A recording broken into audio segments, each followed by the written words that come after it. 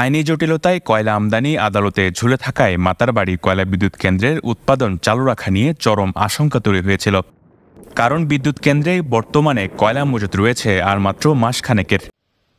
কিন্তু কয়লা আমদানিতে এবার সুখবর দিয়েছে বিদ্যুৎ ও জ্বালানি উপদেষ্টা মোহাম্মদ ফাউজুল করিম খান।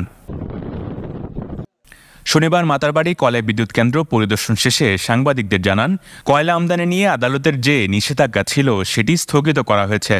ফলে কয়লা আমদানি নিয়ে এখন আর কোনো জটিলতা নেই। নিয়ম অনুযায়ী সব প্রক্রিয়া চলছে। নির্ধারিত সময়ের মধ্যে কয়লা চলে আসবে দেশে।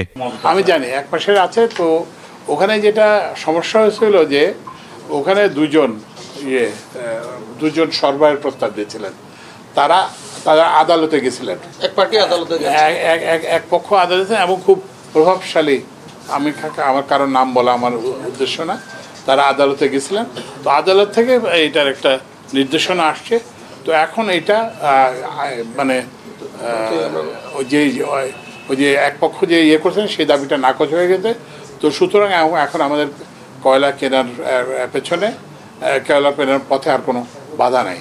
তো আমাদের যে এটা যে এইটা তো কোম্পানি আছে, তো কোম্পানির চেয়ারম্যান, আমাদের কোম্পানির একজন ডাইরেক্টর আমাদের সঙ্গে এখানে আসছেন।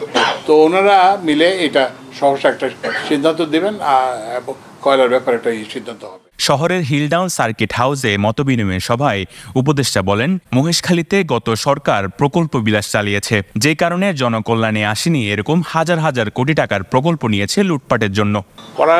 আমি বলতেছি না যে বড় প্রকল্প করা যাবে না, কিন্তু এটা এমনভাবে করতে হবে এটা সম্পূর্ণ সুবিধা যাতে পাওয়া যায়।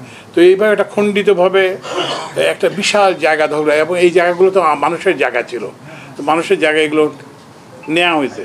তো মানুষকে তো সেটা ফিরাই দিতে হবে, যে মানুষ যাতে ওইটা থেকে একটা সুবিধা পায়, একটা চাকরির সুবিধা, একটা আয়ের সুবিধা পায়। সেই সুবিধা থেকে মানুষ বঞ্চিত হচ্ছে। আবার যে জমিটা দখল করছে সেটাও কোনো কাজে আসতেছে না।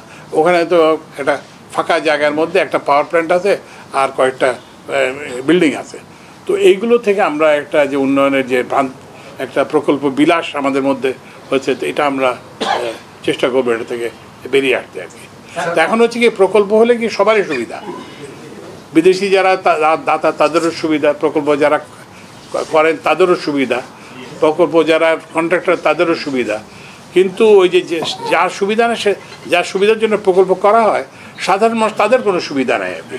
তো ওই জন্য আমরা এই দুই জিনিসটাকে একত্র করার চেষ্টা করবো আর কি, যে ওই যারা প্রকল্প করেন তাদের সুবিধা, কিংবা যারা প্রকল্পের ঠিকাদার তাদের সুবিধা, কিংবা বিদেশি দাতাদের সুবিধা হবে, সেটার জন্য তো প্রকল্পের উদ্দেশ্য হওয়া উচিত। জ্বালানি উপদেষ্টা মাতারবাড়ি কয়লা বিদ্যুৎ কেন্দ্র ছাড়াও গভীর সমুদ্র বন্দর, SPM সহ বেশ কয়েকটি প্রকল্প পরিদর্শন করেন।